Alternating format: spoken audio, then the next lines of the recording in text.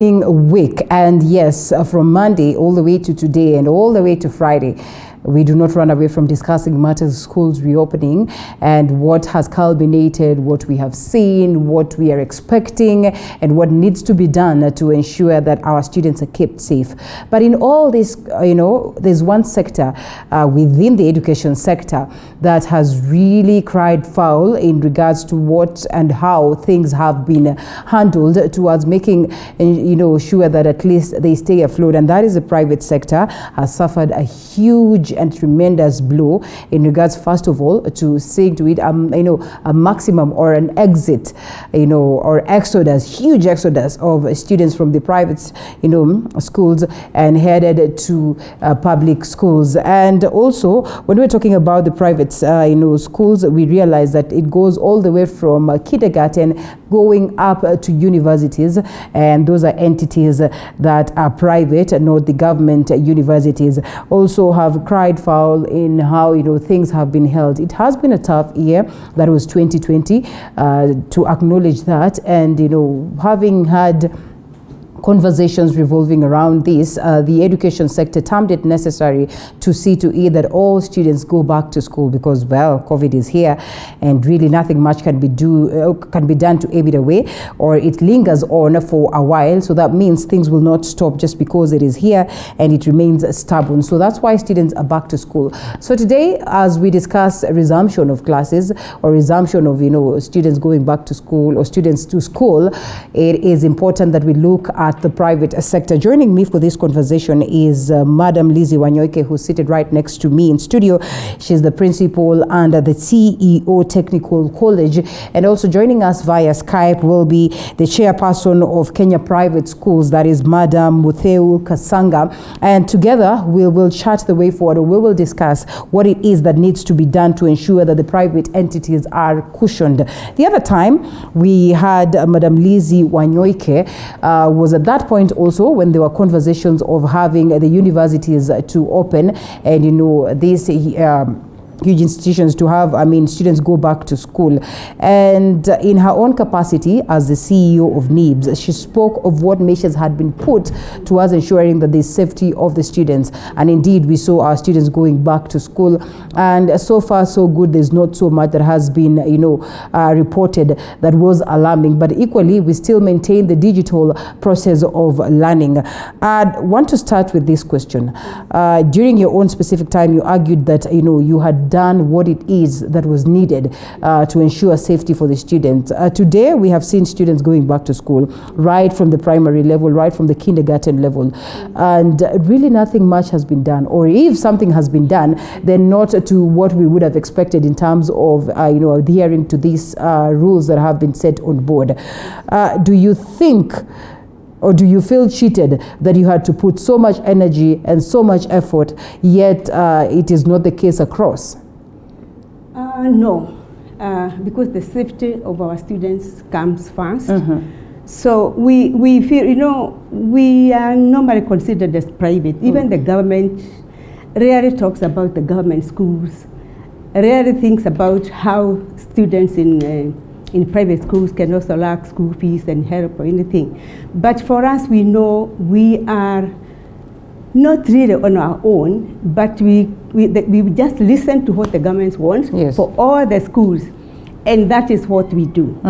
Because we feel that our children are our responsibilities. So we have put a lot into having the students back. And we have even shifted them into a bigger building because the government will not come to give us any money or any help. But if a kid falls sick, that is not a private kid; it's a government kid. We have that. There's that feeling that the government is always talking about children that are in public schools, but forgetting about the ones that are in private schools. What I need to tell the government is, number one, there are no private children or government children. All the children of our country belong to the government. So they should also be very strict with what we do in all we do, so that at least even if we are not getting the money from them, at least we know that our children, my kid, your kid, this kid is safe. Yes. And that is a very important point. I will pick it up from there and use this statement that as private entities, there's that feel that, you know, you are on your own. And reality, Madam Mutheu, Happy New Year and good to have you this morning. Reality is that the government is a government of all the, you know, all the institutions, and the Ministry of Education is a ministry to all the schools, no private or public schools. But sometimes this is not what is felt on ground, especially with the private entities that tend to feel like the government has neglected them. As the chairperson for Kenya Private Schools, what is being done towards ensuring that, you know, as government considers, you know, changes and, you know, advantages and disadvantages and, you know, progress on matters education, they incorporate the interests of the private entities at heart? Good morning and Happy New Year. It's really a pleasure being here. Thank you. Yeah. The private sector serves a very important role in this country. We serve a role of access to education and ensuring that the national goals for access to education, that every child gets a chance to go to get into education, is fulfilled. And to now add on top of that, we also serve, you know, we deliver that education to very high standards. At the moment, as we sit here today, there are 23,000 ECTE, which is nursery schools in Kenya, private. There are 11,000 plus private primary schools, and 1,600 secondary schools. These are private schools. Just to touch on colleges, again, the private colleges are more than government colleges in Kenya. We serve a very important function in this country. That said, these are functions that are complementary, because in Kenya, education is a social function like health. So the government itself has the majority provision of these two functions, you know, health and education. So this pandemic has perhaps broken open that myth that the private sector can perhaps take care of itself worldwide. The issues that private schools in Kenya have suffered through are what other private institutions, learning institutions worldwide have suffered due to the pandemic. We've seen a promise from the government to support the private sector, and in a recent discussion, as recent as this week with the Treasury, that discussion to support the private sector is still on the table. So we hope once we have reopened and settled in, that the government can now work out how to support this sector that fulfills a massive role. 3.3 million children go to private schools in Kenya. 3.3. That is not a number that can be wished away. That it cannot be wished away. Okay. And speaking of which, there's a total of 243 teachers from ECDE to secondary school employed by the private sector.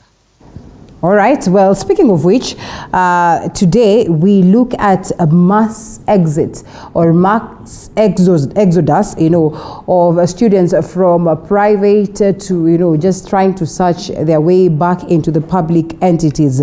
Just how much of a blow is this? And Madam Lizzie, I know this could not really have been felt much at the institutions of higher learning, because then in most cases there's a bit of strictness when it comes to, you know, change of in institutions and all that, in comparison to how easy it can be at the lower levels of learning. What does it speak about just how much, you know, the private sector has been shaken? Oh yes, it's very serious. Yes. You know, private sectors, most of them have loans. Yeah. And they have invested heavily in their schools. So now, when you see a parent now removing a child from the private school to a public school, there is danger there.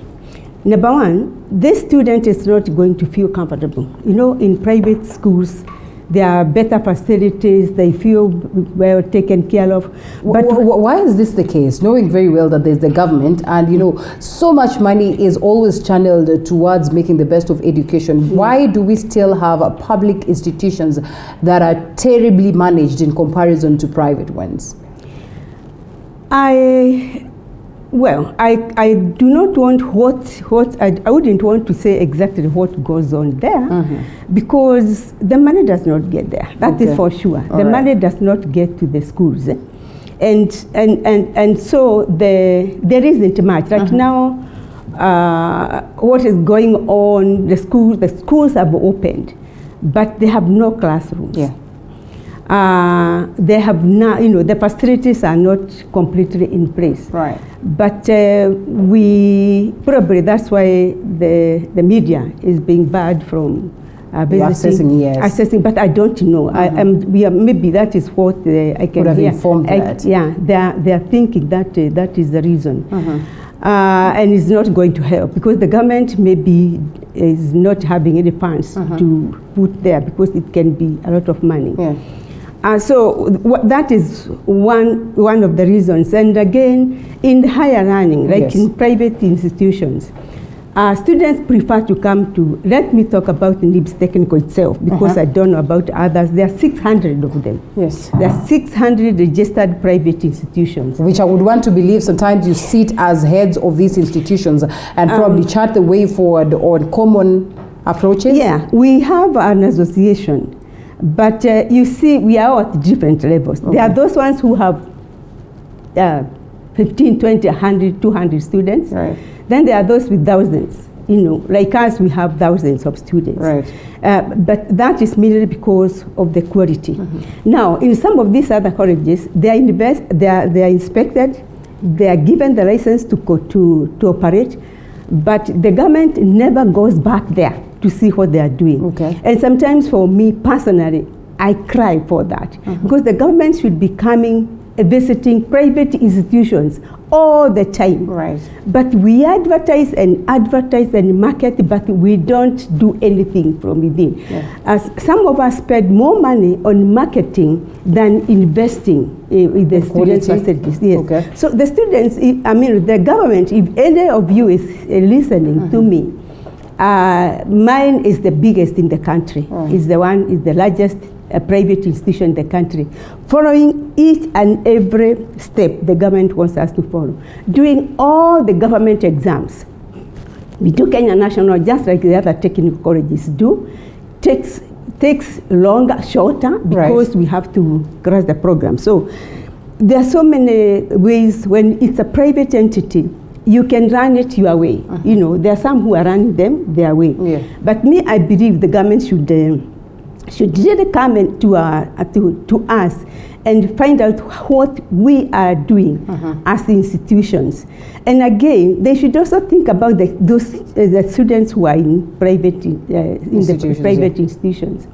They need also to give them, they get bursaries, but not all of them. They need to also assist them with some kind of finances, not consider them as private students, because they work with the government, they work everywhere. When they get out there, they work together. And it's not always that students who go to private entities come from backgrounds that are well off, because that is always what is the assumption, and maybe the reason why probably not so much is being done towards trying to help them from the point of the government. Bringing you in, Mutheu, we speak of a scenario where there's so much in terms of investment that has been put to get quality education, or to get infrastructure and necessities that are important for matters education. And like I have asked, why is it that it always sounds like there's not so much that has been channeled towards making the best of education at the level of the public schools in comparison to what is in the private sector?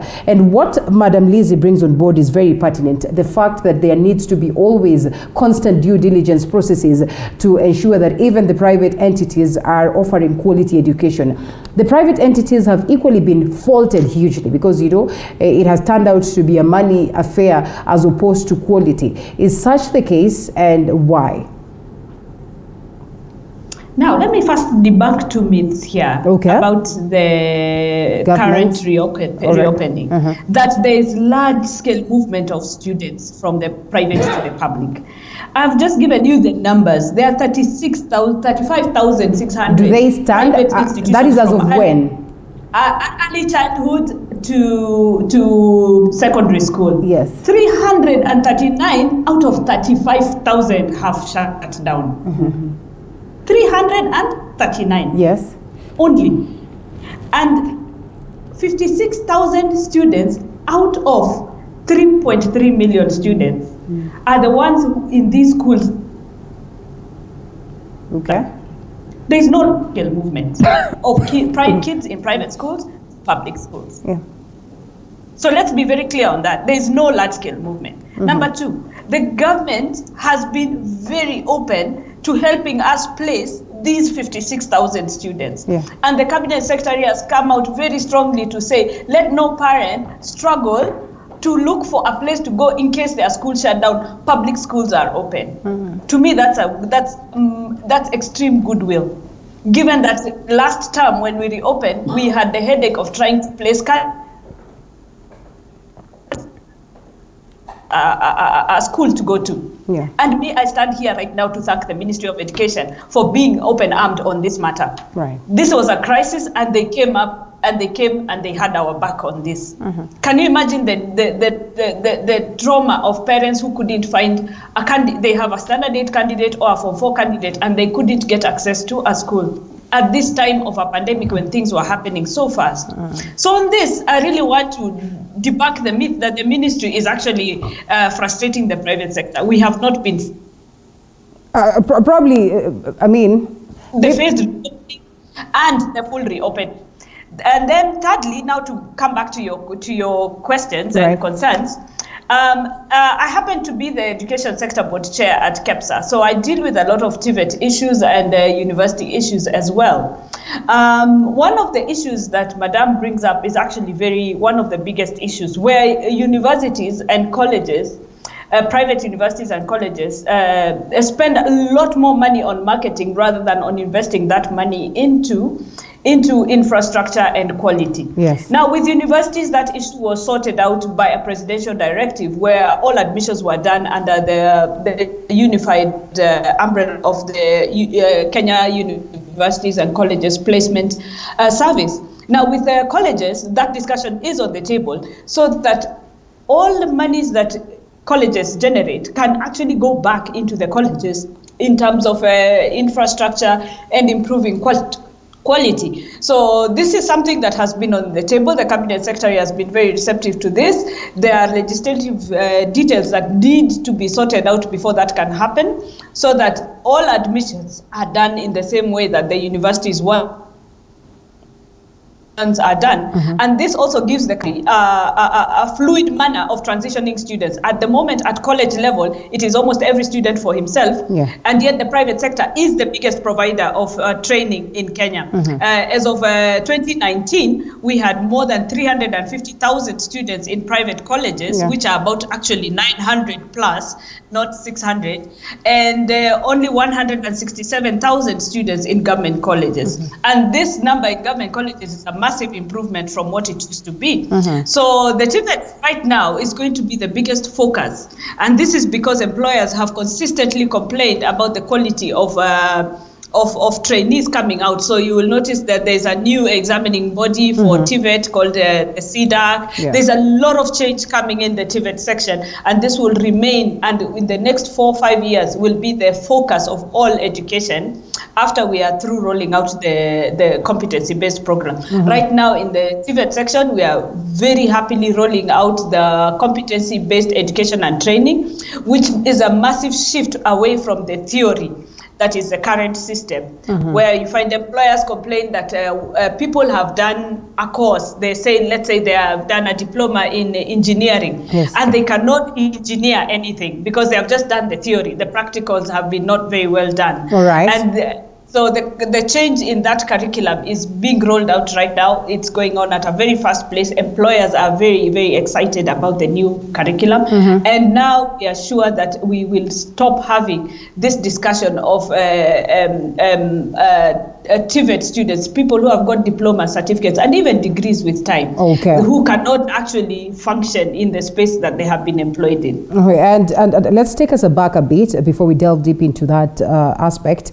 And, just look at what COVID has brought us. Just look at what it is that, COVID has brought to the fore. And when we're talking about private schools, and I remember, on numerous occasions, private school owners, calling upon the government to do something to cushion them, to do something to keep them afloat, to, at least come in and also consider this as part and parcel of their burden to address.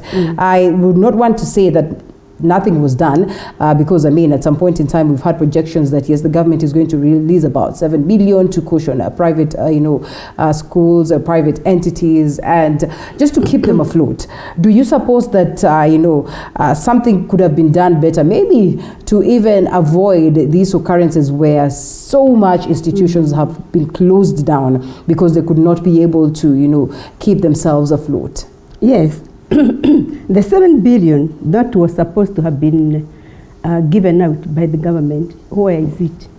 Because some of these colleges that are closing, they should at least have started with the ones that are closing, or they should have distributed something that we can see, somebody that our leaders in the organizations like her and in ours, they can come and say, we have received this much for us to be able to get back to know. Because I keep on repeating, the government should realize there is no private kid and no government kid. They are all our children. And they also need to know that they will not be able to train all the Kenyan students. There are too many. Yes. And that's why they give us this opportunity to start the private colleges. Then if they know that the private colleges do exist, they should support them in one way or another, either by what I had said earlier of coming to check on the quality, because this is not a private kid, it's a government kid. And again, she has mentioned something very important on the quality of education that is being given by some universities and some colleges. Most of the colleges, anyway, will not. It's not easy for them to offer the Kenya National Examination exams, because they are tough and good and whole. When you have seen somebody with a NEC exam certificate, it is considered to be strong. But some of the private colleges are not able to do that because they don't have the facility. So what really gets into this, or what really is required for an entity to be able, to have their students examined by NEC? We are registered. In fact, there isn't much. Once you are registered by the government, you go and register with NEC, you qualify. It's only now a matter of preparing these students and preparing them well, knowing that there is a lot to be invested, because if they are practicals, you have to have that. And again, diploma programs are the best. In fact, sometimes when my students visit my office from universities, they have done engineering. And we have a engineering department in our institution. If one had done a NEC exam in the college, they stand a better chance of getting this job than somebody who has come from a university. Because university, they concentrate more on theory. Universities, on theory. This is proven? Oh, yes. 100%. They tell me. They come and tell me, even, wherever they are practicals, even in journalism, these young men here can tell you, there's a difference. Maybe what happens is when they go to university, they can come back and catch up now here from the studio. At the diploma level. But when you get a student from a diploma, with a diploma, they'll come straight into your cameras, into your computers, because they said almost half of their time is on practicals. All right. So now in high schools, it's the same. These kids are given, these kids are taken care of, the environment is conducive to learning. They don't have so many students in a class. Yeah. They are able to organize them well.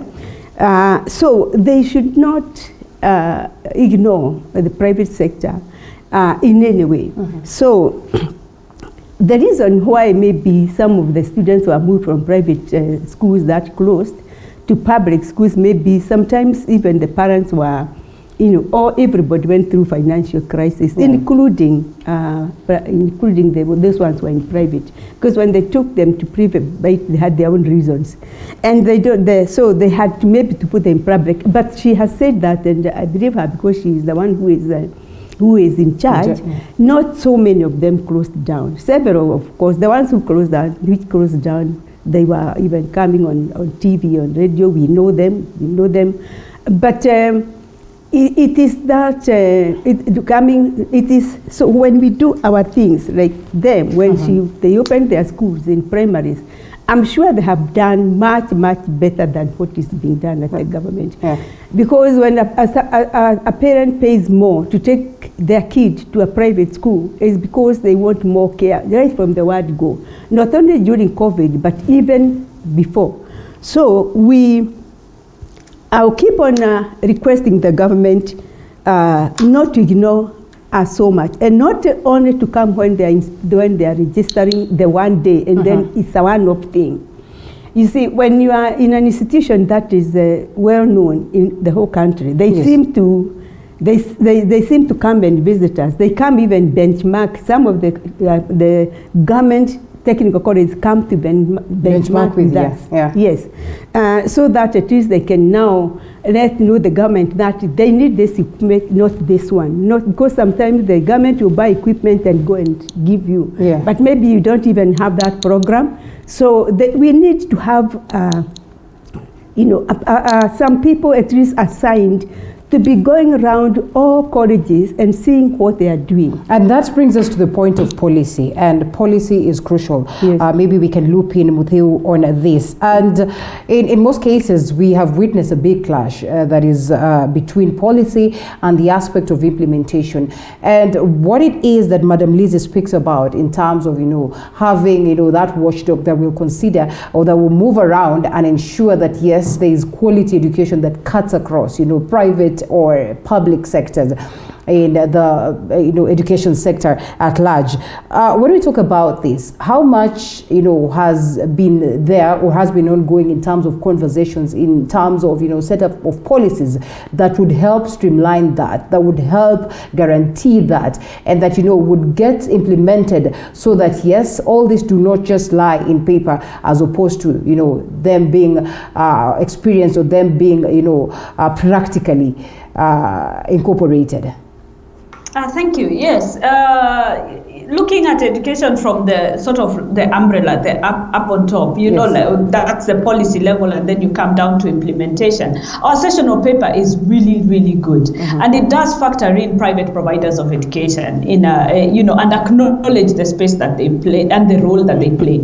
For us now in the private sector, one of the biggest issues that we've had historically is perhaps that we are not as unified in implementation of policies as perhaps the government would like us to be. Right now, with the way the Ministry of Education is aligning itself, and that the private players who are involved in policy making with the government would wish is that the ministry acts more as a regulator rather than as a. And once we achieve this, then you will see Kenyans in education being treated as Kenyans, not as private Kenyans and public Kenyans.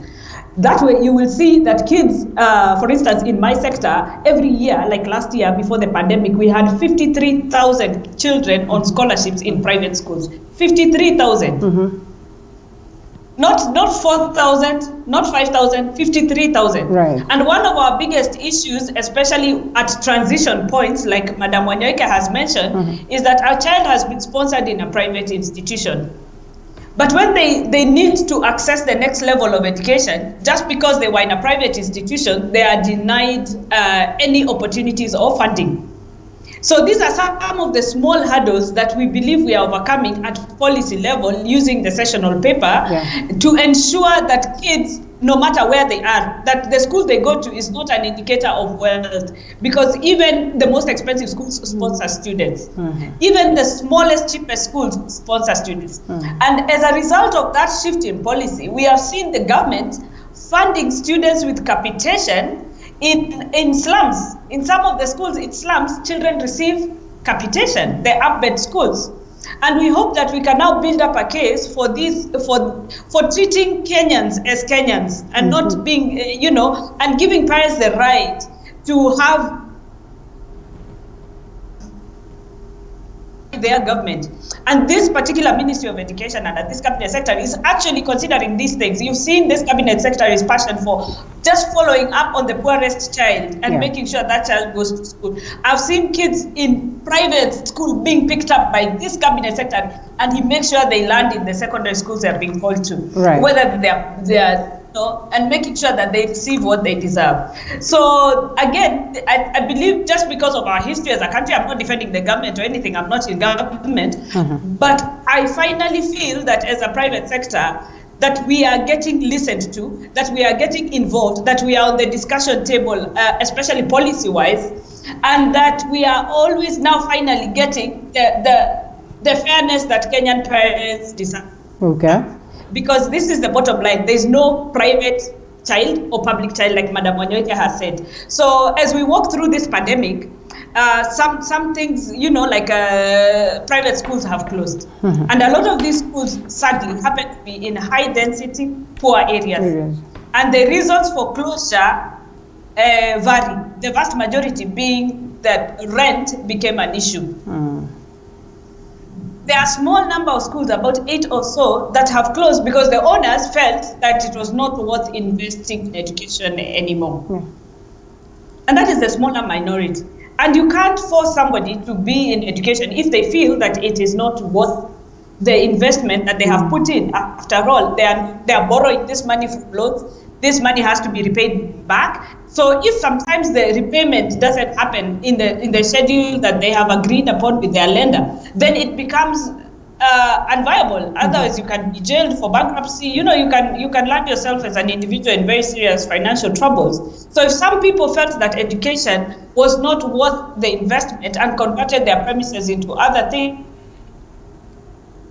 to service their debts. This was directly as a result of the pandemic. So we cannot sort of escape the fact that the pandemic did destroy the economy of this country for a moment there. But for me, the resilience in the sector has stood the pandemic.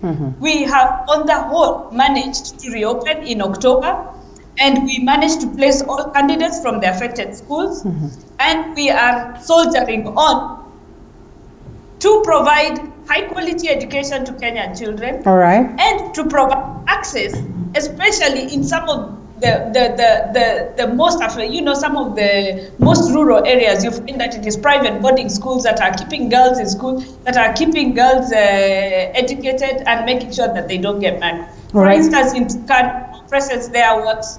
Helps with the refugees in Majir, in Garissa, in Mandera, in Samburu. We are doing a very good job keeping girls in school and making sure that they get to work through the transition points, because we are able to contain them and keep them safe. Let's look at this at the lenses of the people who are represented by associations in the private sector, by entities in the private sector, and of course Mutheu standing in the capacity of chairperson of Kenya Private Schools. Lizzie, do you support that, like she rightfully puts it, that so much progress has been witnessed? This progress is at the pace that you would have expected.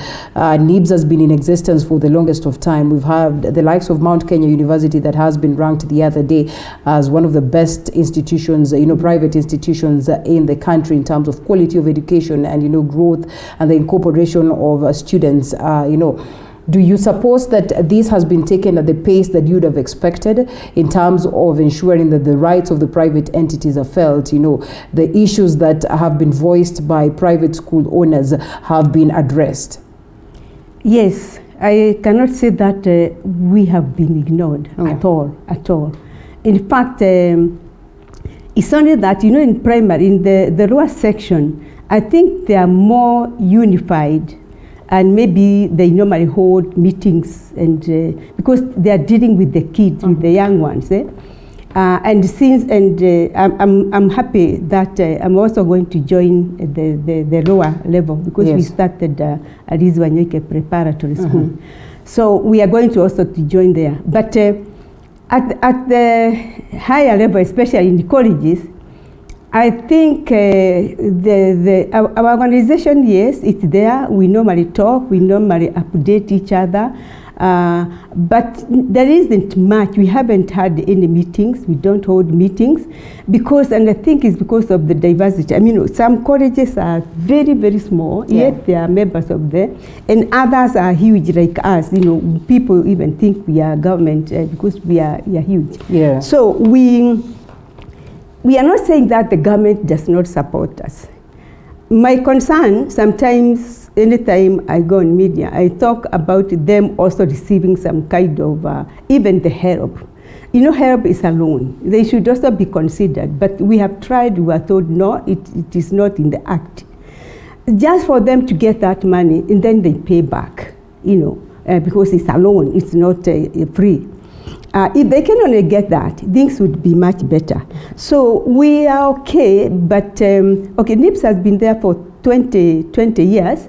There have been others that have been there longer, but most of them have closed down. In fact, most of the colleges which were there before are all closed down. They are not in existence just because of maybe some of the problems, and then finding that the external examinations from UK and from other countries are not so much recognized by some universities.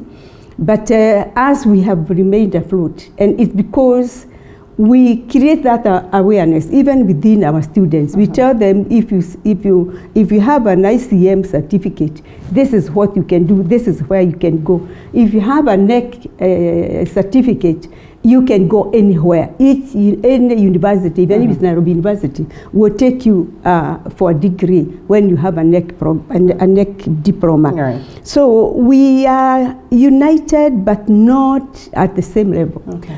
High schools are normally easier to put together because it's from 1 to Form 4, then from PP1, nursery, all the way to the study date and all that. So they are easier, but for colleges, they are very diverse. Some of them offer different courses. Others, now we are mainly in technical programs that are more, that they are better. Actually, they are better because so many students can start their own, when they leave college, they can start their own, they can be self-employing rather than the white-collar jobs. So we listen to what the government wants us to do, and we do it. And we follow it because, in any case, the private schools pay taxes, and those are the taxes, that is the money that has been given to these others. Okay. So we cannot complain, and it's only in some small areas, especially for us, as NIBS, we don't have any major issues except the money bit. I mean, where we would want our students. For us, we have economically, we are okay. NIBS is stable. It's only that now we have not had any money for almost now the 9 months. So that one I can say, but it's a challenge. It's a challenge to everyone. It's a challenge to every company. It's a challenge to people who are employed and all the companies. So we cannot say that we are in isolation. It is that, but. What we want to do is, some of these students, they come from far, and they are from very poor backgrounds, because the parents feel that they want to give them quality education so that they can now be able to break the chain of poverty that is within the home. A guy comes and does electrical engineering or does hospitality, she gets a job, she goes home and helps the family. And that is the best way, and we feel confident that that breaking of poverty can only be achieved through education. All right. So we are very passionate about good and I'll come back to you education. briefly to see whether indeed there are special programs that would probably be necessary to ensure that at least we cushion parents who also might have lost their jobs and all that, because we understand that yes, these institutions have to stay afloat, but we also have to put into consideration the future of our young ones who probably could be coming from poor backgrounds but would still want to do the best for their family. But before that, maybe to loop in Mutheu briefly, tough economic times, reality. And this is something that we've acknowledged over the past about 9 months or so. We call it 9 months if we're looking at the education calendar. And going into the future, there are likelihoods that, it will take a while before people get to that level, or where you can say, economically, we are stable. Will it be misplaced to say that Kenya private schools are facing an uncertain future? Or, there's some level of hope that things are not going to be as bad? And if there will be bad, what can be done to help us, not plunge into such? Yes, from end of March, there are teachers who did not receive salaries. 9 months, 10 months without salaries. We've lost teachers who've gone on to leave the teaching profession altogether as a result of the prolonged loss of income. And we've seen also that the Teacher Service Commission has embarked on a recruitment program to employ teachers. A lot of these teachers tend to come from the private sector, and given the fact that the private sector was so distressed, a lot of teachers applied. I'm sure you saw the news item where they advertised for 10,000 jobs and got 300,000 applications. This pandemic now puts some distrust in the private sector, that we are not as stable as perhaps we could have been, because this affected every type of education institution. The teachers were on reduced salaries for those who could afford it and could go online, and for the vast majority there was simply no money. There was just simply no money. So when we reopened, we have embarked in October, and now in January we have embarked on a massive recruitment drive to ensure that no child goes untaught, that all classes are manned, and we are replacing nearly 10,000 teachers. We are replacing nearly 10,000 teachers. This is natural attrition. This is movement to the government sector, and this is as well replacing teachers who have left the teaching profession in entirety. So, if within our networks, there's a lot of jobs, and they are being filled in very, very, very fast and efficiently. The distress that the private sector has felt will take a while to recover. Because of the prolonged closure. In fact, the next 6 months will just be debt repayment. And it will take a very long time for the sector to return to even keel. And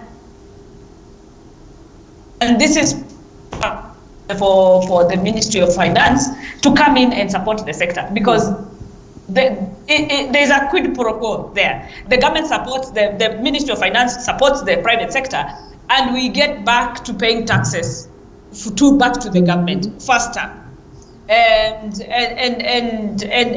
this is what we are putting on the table. We are saying, guys, we will recover, yes, but you can help us recover faster if you give us this support.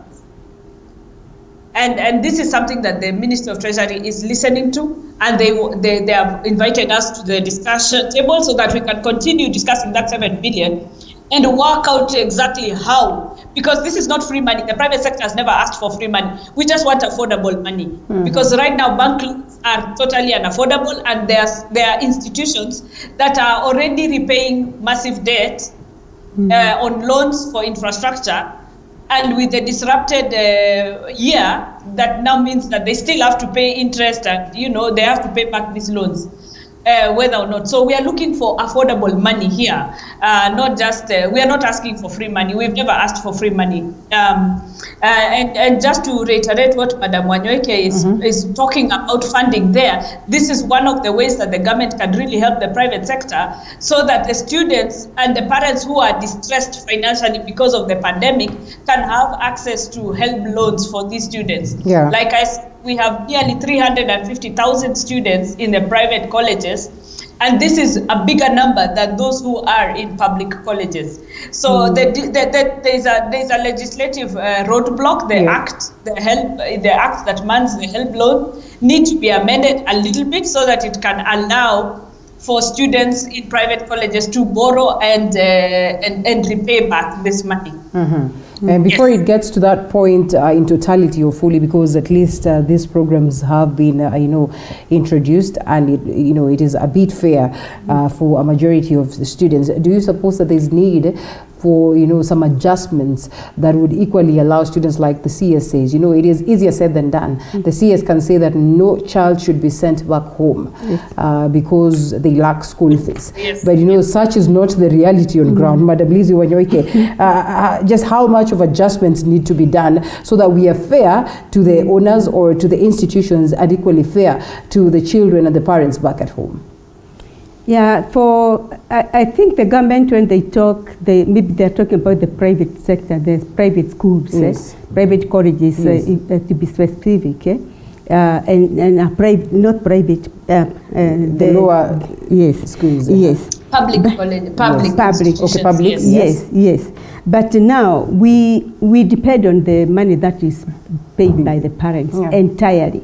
We have no other income.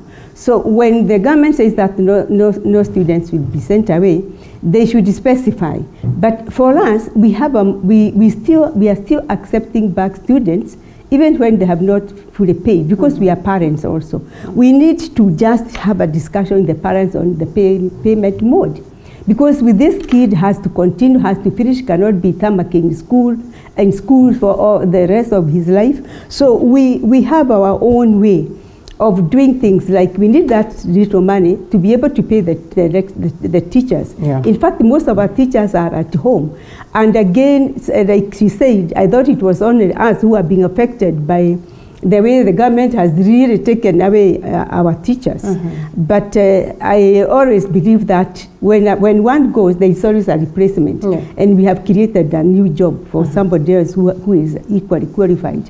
So they have that strength. They have the strength to even they can take all our lecturers and we collapse, but they are not doing it. So we feel that the government should look at us holistically. They have these teachers who are being paid every month at home. Our students, we are just, I used to call them and give them something to keep them. I used to give them food, especially with the support staff. It was bad for private sector. I'm sure she knows that. It was very, very sad for them because they didn't have any income, and that's why some of them are not coming back, because they went. There are some who found some hustles, what they call hustles, that are bringing in more money than the college, than the salary. Or at least they have assurance. They have assurance than some money. So things changed a lot, and things are different, very, very much different from how it was before the pandemic. Yes. All right, and we are extremely out of time. We're at 55. We're supposed to wind at latest 57. So in about 30 seconds, what would be your message, even as we have our students go back to school, Mutheu? Number one, this is third term. We are 71 days to KCSE. I want to ask journalists to give us the space and time to settle our students. All right. The rules at the moment and that have been enforced for the last 5 years are that no outsiders are allowed in schools in third term. So we ask you to give us this space to settle in and focus on our candidates. It's been very stressful for these candidates as well, and we are handling kids with very who have come back to school with very different outlooks, and they have suffered and they have lost hope. So we need to restore hope to our children. So allow us as educationists to do our thing. We will keep talking to you, but we cannot break the neck rules right now, allow us to do this term and focus on our candidates at this time. If I knew you'd directly hit us, I would not have allowed you the 30 seconds. But these are the rules. It's just been misconstrued. I think I don't understand why we are fighting over this. The NEC rules have been very clear. Yeah. No outsiders in that. It's not about anything, but it's been made into such a big deal. It's just the NEC rules. Allow us to just focus on our candidates. It's been a very, very stressful time for them, and they deserve all our attention without constantly, having to deal with media and whatnot. Well, but at least feed us with information that will be handy, so at least we also get to know. We gauge ourselves and we know where we are as a country. Anytime, as the private sector, we will give you all the information you need. Thank you so much, Mutheu. Yeah, I would just say that we need time to prepare our students also for the NEC exams that are coming in very soon. Yeah. And the students are busy. They are very, some of them really understood the quality of going to school when they stayed home for all those months. Yeah. So they are working very hard towards passing their examinations that are in 2 months' time. Okay. So we are grateful that the government at least has also agreed to be a bit flexible as far as exams are concerned. So we request the parents as much as possible to try and make sure that they pay at least the small fee that they can afford for now, and so that we can prepare them for exams. The others, the new students, the others who are not doing for exams, they also have come back, and we are also now preaching that they have to remain focused, so that in case another pandemic comes before they finish their college, we hope not. So we really appreciate for this opportunity you have given us to be able to talk to the people out there. Thank you. We know education is very passionate in every home, in every area, and so we are looking forward to taking care of them and give them quality education so that they can come here and get a nice job. Thank you so much. Yes, and indeed, that is a good note to wind it up from. We all look forward to a positive year ahead and more years to come. Thank you so much, Lizzie Wanyoike, Principal and CEO Technical, that is NIBS Technical College. Thank you so much. And also the Chairperson, Kenya Private Schools, that is Madam Mutheu Kasanga. It was good having you this morning, and that on that very point, we lock it this morning as we look forward to see you again tomorrow on Morning Cafe. My name is Linda Alela. Thank you for your feedback. It's a wrap. Bye-bye. Thank you.